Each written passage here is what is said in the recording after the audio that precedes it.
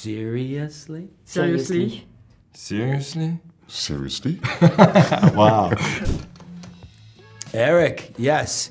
Eric is a very interesting guy. He's super classy and he's fun. Eric brings this light to serious words. Like he's very animated and he talks like this and ooh. And you watch him and you're like, wow. And then you see it on camera and he just lights up the camera. Eric, c'est un mec hyper solaire, c'est un peu le papa, je sais pas, il a un truc hyper sympathique. Dans sa voix. Dans sa voix, t'as envie de lui faire des câlins. Il a la meilleure voix du monde. C'est vraiment le best. Puis il était tout le temps crevé parce qu'il a une vie, il fait tout le temps des trucs, donc du coup c'est trop marrant parce qu'on a des horaires assez durs. Du coup le matin il arrive, il est toujours un peu la tête dans le cul, c'est trop drôle. Daryl Dixon. Norman est exceptionnel. Pour moi, pour nous... C'est un être délicieux. Il nous a reçus comme des membres de la famille, enfin, au moins en ce qui me concerne, moi. Parce que là, toi, t'es un salopard, donc dans la série. C'est un salopard, on sait pas le blanc, le noir, qui est gentil, qui est méchant, on sait pas vraiment. Il a agi aussi comme un leader, je trouvais, dans l'équipe. Et du coup, ça a réuni tout le monde. Il fume des clopes sans filtre. Vraiment à la gitane, tu vois. Et moi, c'est toujours un peu mon trip. Genre, j'ai toujours voulu essayer, mais j'ai jamais vraiment osé. Et un jour, je me fais marcher dessus par un cheval sans faire exprès, pendant qu'on tourne. Bref, et tout, le drama et tout, je me sens pas bien, enfin bref. Il arrive et tout, il me fait tiens, et tout, je te file une clope pour que ça aille mieux. J'ai la clope qui me fait tourner la tête, grosse fragile et tout, je me tape doublement fois la honte, parce que j'arrive pas à fumer sa clope, et j'ai le pied en feu. Louis, Louis. When a child actor comes for an audition and their parents are there, they really put it on. I'm an actor, I'm a thespian, and Louis, he wasn't like that at all. He was like, but he listened. I immediately wanted Louis. I'm like, that's the kid, that's the kid. Oh, well, let's keep auditioning some of the other ones. I'm like, no, that's the kid. I gave Louis a PlayStation. And so the box comes, and Louis runs out and he hugs me. It was like the greatest gift ever. And so I bought one so that he and I can play. And I can't figure out how to find him on the thing. So the other night, I called him and I'm like, okay, let's play the thing. I'm doing video, FaceTime, going, what do I push? Do I push it on, you know? And finally I just gave up. And we both have long hair. Incroyable, ce Louis. C'est la première fois qu'il est acteur, mais il a une puissance de jeu parce qu'il est tellement... C'est comme si il avait fait ça toute sa vie. Tellement naturel, tellement relax. On a fait une lecture immense. La première lecture, il voulait que tout le monde soit là en plus. Le moindre rôle devait être présent. Il était vraiment 50. Tout le monde était nerveux. Vraiment. Et il y a un mec comme ça, qui arrive avec son petit sac, tranquille.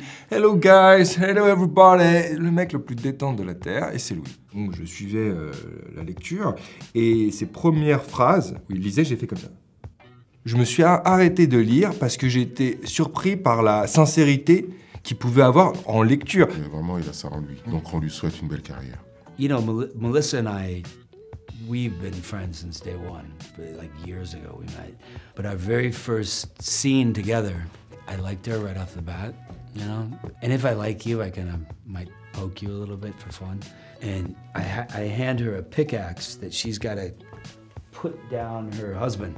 And every time we did it, I kept taking the pickaxe and dipping it in more blood and guts, like making it more and more disgusting. And every take, I'd hand it to her and she was like, the last take, it was just covered in blood. And I was like, I can't say enough about Melissa. I love Melissa. Moi Quand on a des scènes ensemble, vraiment, je sais pas, on rigole, on fait des trucs. C'est vrai qu'on a passé beaucoup de temps à bouffer aussi. Ouais. This one I love. She's fantastic. We kind of had a running joke, the word kaput, like kaput. So she and I would look at each other every once in a while, like if something happened, we'd go kaput.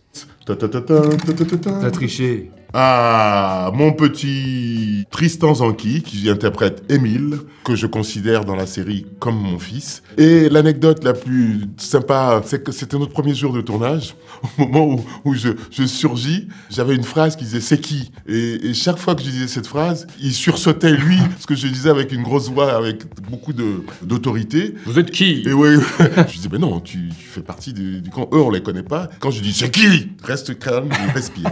Tristan, on a dû répéter parce qu'on a une scène de tango, ce qui était trop bien. On s'est retrouvés avec un duo génial. On a eu des trainings de 4 heures pendant 2 semaines. Et on s'est rencontrés du coup en faisant du tango, c'était trop marrant. C'est un super gars. Tristan, enfin, il est un peu baraqué et tout. Enfin, il est très musclé même. Et en gros, une fois, il allait à la salle et je me suis dit, vas-y, je peux venir et tout. Et du coup, pendant 1h30 et tout, il m'a obligé à faire des pompes et tout. Traumatisé.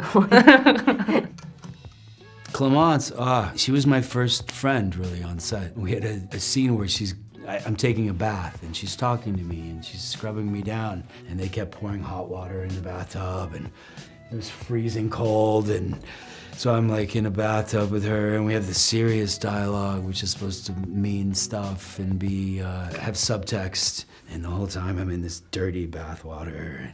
But she was very kind to me. La belle et douce, c'est magnifique, Clémence Poésie. C'est main de fer dans un gant de velours. Elle est vraiment impeccable, d'une puissance. Ouais, elle mélange de la force, de la sensibilité, un côté très protectrice comme ça, telle une mère avec son enfant. C'est très beau de voir ça. Oui, c'est totalement ça. C'est un peu la mère, la louve ou la mère lionne qui est comme ça, le lion comme ça, très majestueux, très joli, très beau. Mais quand on touche au sien, c'est... Ouais.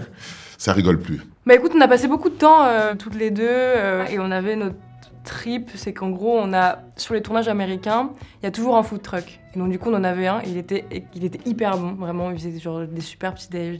Et avec Clémence, on faisait que bouffer parce que quand t'attends sur le plateau, bah, soit tu fumes, tu bois du café, t'attends, tu bouffes. Et c'est vrai qu'on avait nos rendez-vous 4 fois par jour au truck, à se raconter nos vies, à manger, à se faire goûter nos plats, parce qu'on adore manger. Wow. One of the first scenes we shot was with Romain. He comes in and it was written that, he's tracking me and I jump out and we have this fight and it was written that I beat him up. And I was like, no. Can he beat me up? So we took out a bunch of my hits. It made me fight him, but he beats me. So he's throwing me around the room like a doll, like just a rag doll, like beating me up. And he was like, oh, okay, you're Daryl Dixon, you're gonna be the hero. And I'm like, no. It makes me smaller and it makes him meaner. He's a fan of the show. He's so happy to be here. And so he would text me, oh my God, I'm so excited to be here, and then he saw the first couple of episodes and he left me like a 10-minute voice message. You don't understand, Norman, this show is gonna be huge. It's so good, trust me. And I still have the message, because it was one of the sweetest, kindest messages, and he brings that enthusiasm to the set. Romain is like one of my favorites.